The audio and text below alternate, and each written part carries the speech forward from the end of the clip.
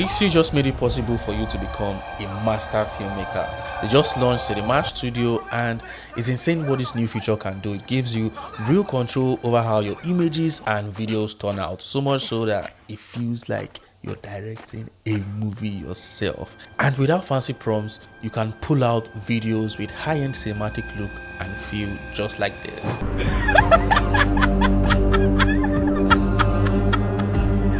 Something is coming for us. I wish they knew what we are up against.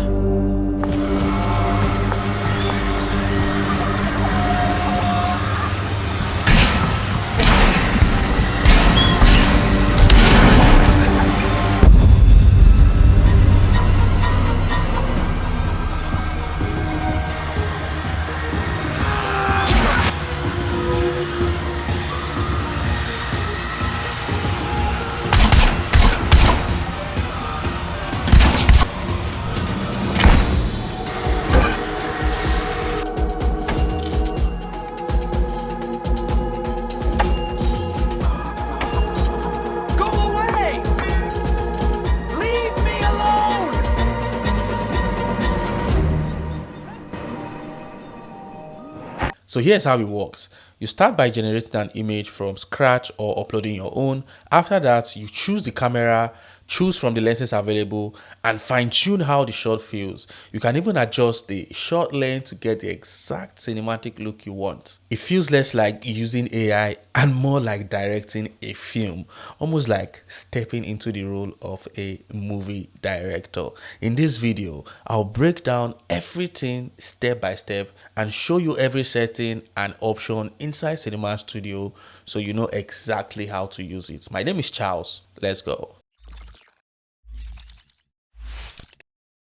So to get started, on Higgsfield, click Cinema Studio, and then it's going to bring you to this page right here. I'm going to leave the link to Higgsfield in the description of this video.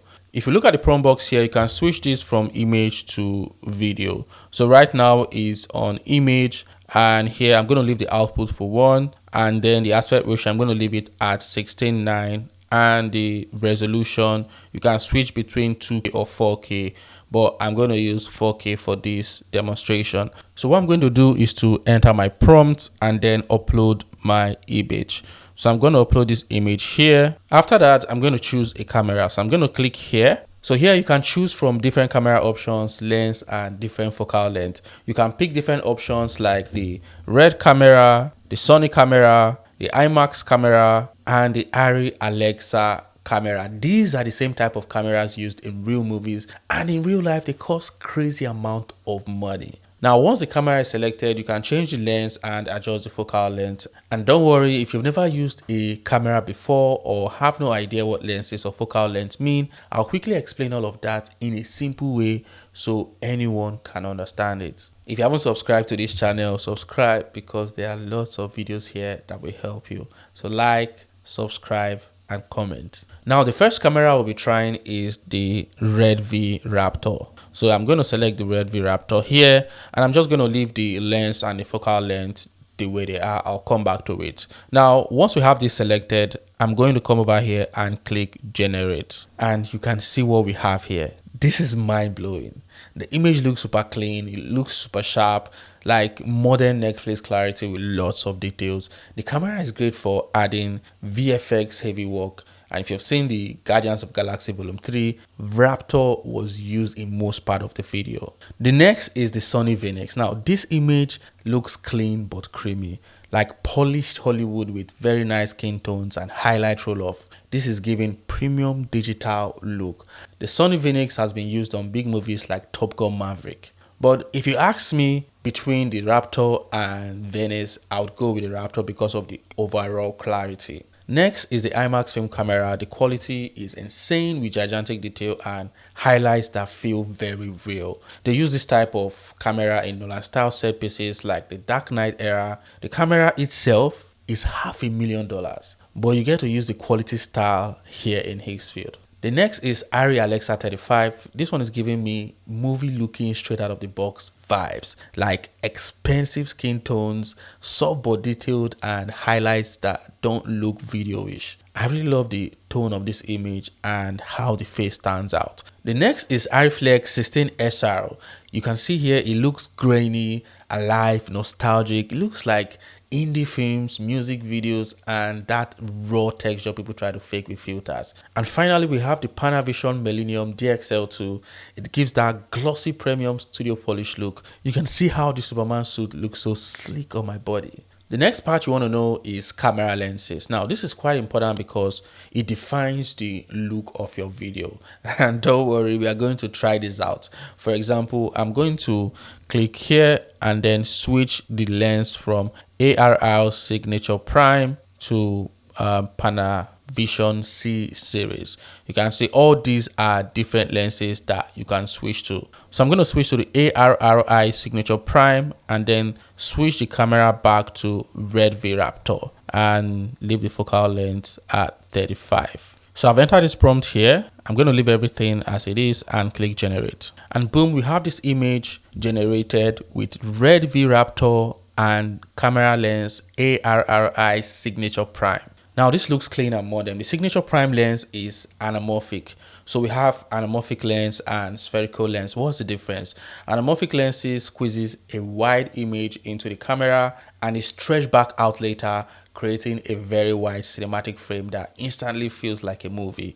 On the other hand, the spherical lens captures the image exactly as it appears without stretching or squeezing. And don't worry, I'll share a document that breaks down every camera, lens, and focal length.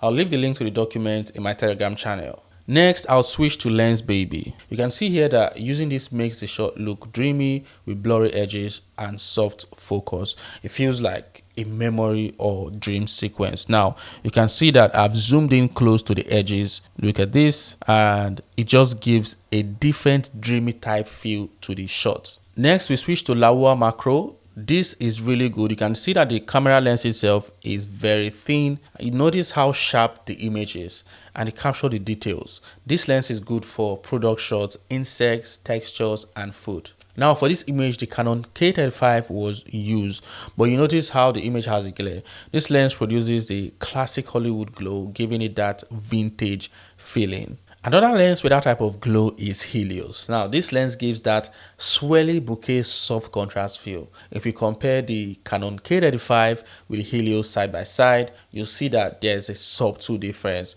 Both of these lenses work well for vintage vibes. And then the JDC X-Style Express gives off the bold flares, high contrast, making it feel like a modern stylized cinema. And it gives off that feeling like the character is being watched inside something, right? This lens is good at perception. The final thing that is really important to know is the focal length. The first is 8mm. So we are going to be selecting 8mm here and we're going to enter this prompt. A man seated inside a coffee shop. You notice that the prompt is just simple without any sort of direction, right? So once we have this, we have the 8mm selected, we are going to click generate. As you can see here with this focal length, everything feels stretched and sharp. It's good for action shots, POV shots, kid videos, and tiny rooms. For this image, the focal length used was 14mm, and you can see here that it looks more wide, but you can see that there's also a lot of distortion in the image. Now, this focal length is good for landscape, establishing shots, vlogs, and interiors. Now, for this image here, 35mm focal length was used, which gives it a more natural and cinematic look. It is wide, but not distorted. Now, this is good for dialogue scenes, handheld shots, and documentaries. And then we have this shot here which was taken with the 50mm focal length. It looks intimate and focused. You can see here that the background melts away nicely. This focal length is good for portraits, close-ups, and emotional scenes. So now you know the basics, how the cameras work, which lenses to use, and what focal length actually means. If you want to make this even easier, I've created a document that breaks down every camera, lens, and focal length so that you can always know what to use without overthinking it. I'll leave the link to the document in my Telegram channel. The link to join my Telegram channel is in the description of this video. Now, once you're done with the images, you can just switch to video by clicking on video here to generate video. That's cinematic video. So now there's a new thing that's been added here in Cinema Studio on that video. If you click on movements, you're going to see different camera movement. We have static one, we have handheld, We have zoom out, zoom in, camera follows, orbit around, which is really good for production type shots. We have drone shot here and dolly left, so you can play around with all these camera movements when generating, right? So once you've done this and you've selected your aspect ratio, the duration, and the audio on, you can just add your prompt, enter a start frame or an end frame. So for example, for this video here, if I open this video here, go away, leave me alone. You can see here that I use the orbit round movement. You can see how cinematic it looks. Go away, leave me alone. And over here, I use the zoom out effect. Go away, leave me alone.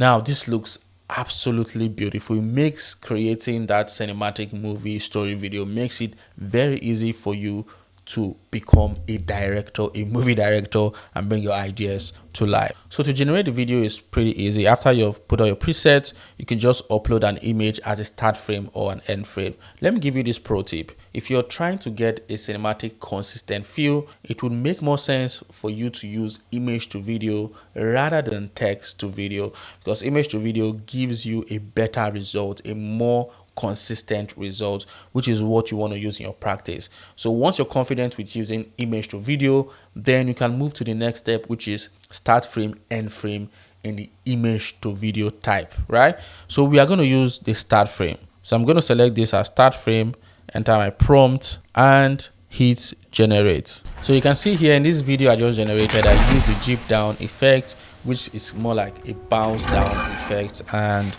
this is what it gave me. This is absolutely beautiful. So how did I create the video I showed you at the beginning of this video? Simple. After generating the images with Cinema Studio, I turned it into a video. I turned each of those images to videos based on the story that I wanted to show you, and then put all of them together to have this video right here.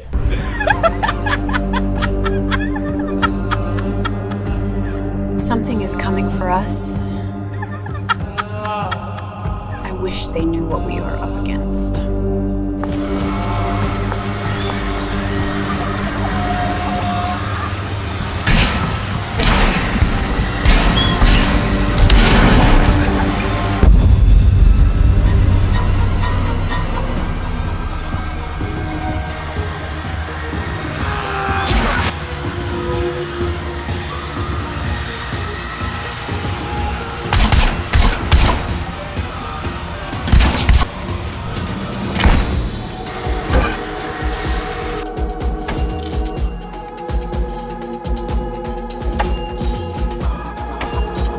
Go away, leave me alone.